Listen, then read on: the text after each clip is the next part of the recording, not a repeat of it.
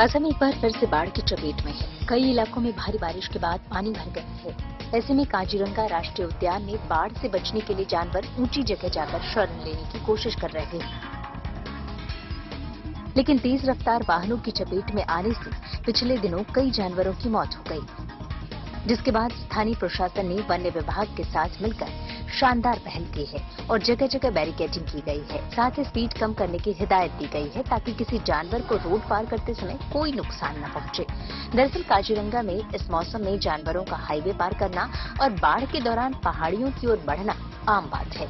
वाहन चालक अक्सर राष्ट्रीय उद्यान क्षेत्र में वाहन चलाने के लिए वन और परिवहन विभागों द्वारा लगाए गए नियमों की धज्जियां उड़ाते हैं, जिसको लेकर अब सख्ती बरती जा रही है।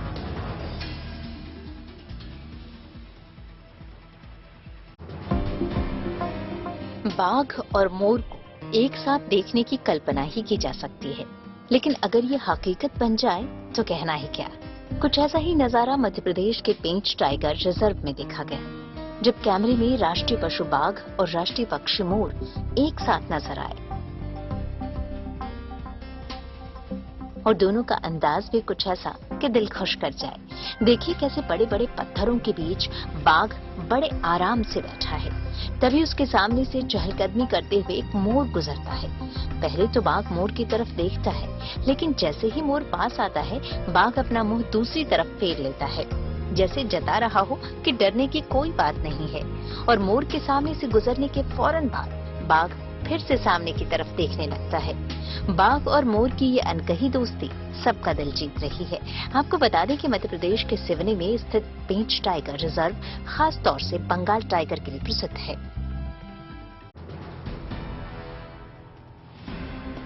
इनकी उम्र 80 साल है, लेकिन आप इनकी उम्र पर मत जाइए। इस उम्र में भी इन्होंने वो कर दिखाया है जिसके लिए अच्छे अच्छों को काफी मशक्कत करनी पड़ती है। ये रामरानी चढ़ार है। इन्हें मध्य प्रदेश के सागर जिले में पड़ने वाले एक पंचायत बाचलोन मुर्गा के लोगों ने मिलकर निर्विरोध सरपंच चुना है। गांव वालों के मुताबिक इनके पति का 20 साल पहले निधन हो गया था, संतान भी नहीं है। ऐसे में आजीविका के लिए ये स्कूल में मध्याह्न भोजन की व्यवस्था संभालती हैं और बच्चों की देखरेख भी करती हैं। रामरानी कहती हैं कि वो गांव की हर समस्या पर काम करेंगी। तो यहाँ से है कि हम गांव की सेवा कराते हैं, स्कूल की सेवा कराते हैं। यही से हम झोपड़ी में रह के हम गांव की सेवा कर हैं। दरअसल ग्राम पंचायत की सरपंच सीट महिला अनुसूचित जाति के लिए आरक्षित है, लिहाजा चुनाव से पहले कई दावेदार सामने आए, लेकिन जब 80 साल की दादी रामरानी का नाम सामने आया तो सबने अपनी दावेदारी वापस ले ली।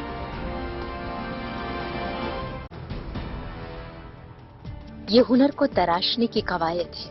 ये महिलाओं को आर्थिक रूप से सबल बनाने की कोशिश है और ये कोशिश की है जम्मू कश्मीर के राजौरी में फॉरेस्ट डिपार्टमेंट ने। उन्होंने यहाँ के जंगलों में बिखरी चीड़ की पत्तियों से यहाँ की महिलाओं का भविष्य संवारने की कोशिश की है। फॉरेस्ट डिपार्टमेंट और स्वयं सहायता समूह के सहयोग से ये लड़कियां अब खाली वक्त में चीड़ की पत्तियों से ट्रे, आर्ट केस, पूजा बॉक्स, सर्विंग ट्रे जैसी जरूरत के सामान बनाती हैं और इनके बनाए सामानों की बिक्री भी खूब होती है। चीड़ की पत्तियों से बनाए गए इनके सामान हाथों हाथ बिक रहे हैं। जिन्होंने हमें ये स्कीम बताई और हमने ये काम किया और अच्छी तरीके से मैं चाहती हूँ कि और भी लड़कियां इसके साथ। मैं डिपार्टमेंट का शुक्रिया अदा करना चाहती हूँ, फर्स्ट डिपार्टमेंट का। ये काम शुरू किया हम लोगों ने गांव घर बैठे बैठे आसानी से ये प्रोडक्ट्स वगैरह तैयार करके सेल करके अपना मनी प्रॉब्लम जो है वो सॉल्व कर सकते हैं। जंगल में बिखरी इन चीड़ की पत्तियों के इस खूबसूरत इस्तेमाल से अब फॉरेस्ट फायर का खतरा भी कुछ कम हुआ है।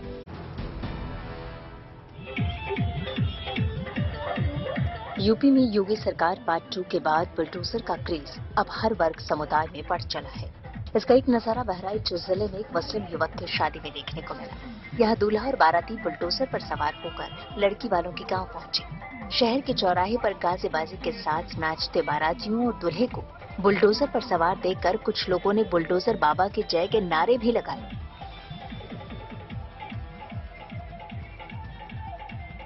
वहीं दूल्हे और बारातियों को लेकर जब बुलडोजर दुल्हन के घर पहुंचा तो नजारा देखने लायक था। कई लोग इस बुलडोजर वाली बारात का वीडियो बनाने लगे तो काफी लोग बुलडोजर के साथ सेल्फी लेते दिखे। बारात पहुंचने पर लड़की वालों ने पूरे जोश के साथ बारात का स्वागत किया। निकाह पढ़ा गया और बुलडोजर से आए दूल्हे की शादी धूमधाम से हुई। ये शादी गांव और आसपास के इलाकों में चर्चा का विषय बन गया है।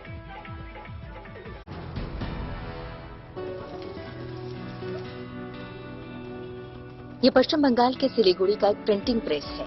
यहाँ मुस्लिम समुदाय के लोग हिंदू दुकानदारों के लिए बही खाता तैयार करते हैं। पीले रंग की इसी बही खाते में दुकानदार अपना सारा हिसाब किताब रखते हैं। एक तरफ पिछले दिनों पूरे देश में जमकर बवाल मचा, वहीं दूसरी तरफ सिलीगुड़ी के ये मुस्लिम लोग जो सोच रखते हैं वो पूरे देश के लिए एक संदेश है।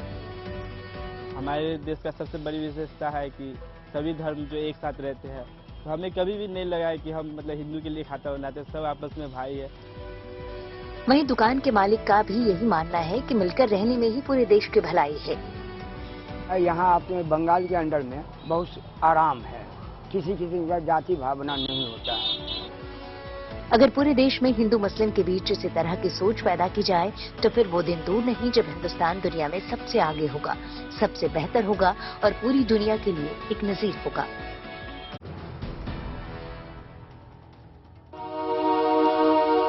शिमला में 3 दिनों तक चला अंतर्राष्ट्रीय साहित्य महोत्सव रविवार को संपन्न हो गया। साहित्य के इस उत्सव में भारत और दुनिया के अलग अलग हिस्सों से करीब 400 से अधिक विद्वानों, लेखकों और कवियों ने हिस्सा लिया। 3 दिनों तक चले साहित्य महोत्सव में विद्वानों और लेखकों ने साहित्य और महिला सशक्तिकरण के मुद्दों पर चर्चा की। मृदुला गर्ग और गीतांजलि श्री जैसे लेखकों की राय थी कि महिलाओं और पुरुषों सहित सभी वर्गों पर लेखन होना चाहिए, लेकिन इसे मुद्दों के बजाय लिंग के आधार पर नहीं बांटा जाना चाहिए। वहीं ट्रांसजेंडर लेखकों का कहना था कि भारत में अनिवार्य लेखन को बढ़ावा देने की जरूरत है, क्योंकि उन्हें हाशिए पर रखा गया है। केंद्रीय संस्कृति मंत्रालय और हिमाचल प्रदेश सरकार के साहित्य अकादमी और भाषा कला और संस्कृति विभाग ने संयुक्त रूप से आजादी के अमृत महोत्सव के तहत इस कार्यक्रम का आयोजन किया था।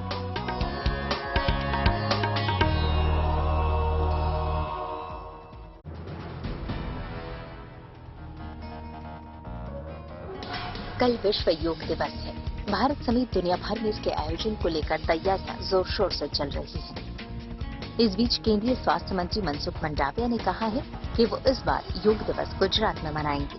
उन्होंने कहा कि वो 21 जून को statue of unity Kevadia Gujarat से अंतर्राष्ट्रीय योग दिवस समारोह का नेतृत्व करेंगे।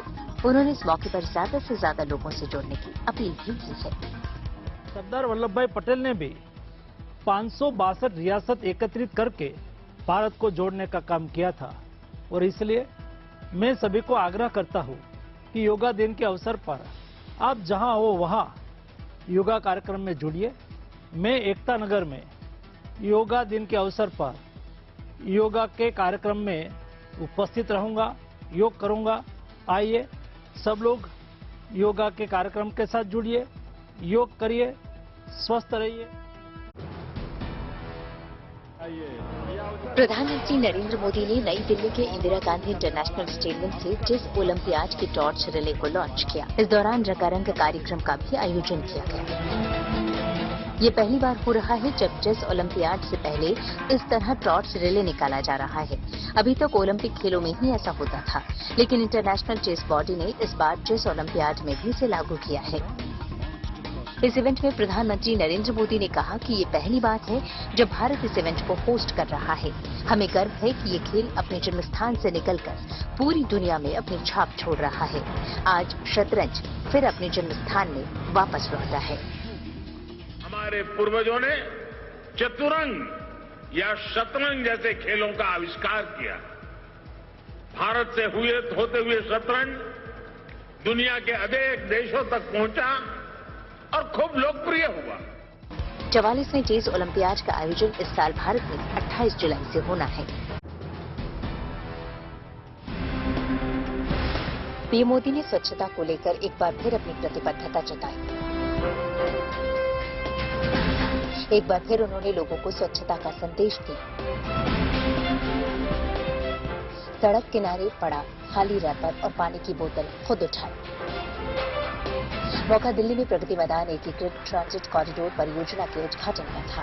पीएम मोदी सड़क पर पैदल चलते हुए कॉरिडोर का निरीक्षण कर रहे थे, तभी उन्हें सड़क किनारे खाली रैपर पड़ा दिखाई दिया। उन्होंने उसे उठाकर हाथ में ले लिया। थोड़ी दूर पर उन्हें फिर से किनारे पर प्लास्टिक की खाली बोतल दिखाई दी। उन्होंने उसे भी उठाकर डस्टबिन में डाला। ये पहली बार नहीं है जब पीएम मोदी ने अपने व्यवहार से स्वच्छता का संदेश दिया है। इससे पहले भी कई मौकों पर पीएम मोदी खुद साफ सफाई को लेकर आगे आए हैं। दिल्ली के मंदिर मार्ग पुलिस स्टेशन के पास खुद झाड़ू उठाकर पीएम मोदी ने स्वच्छ भारत अभियान की शुरुआत की थी।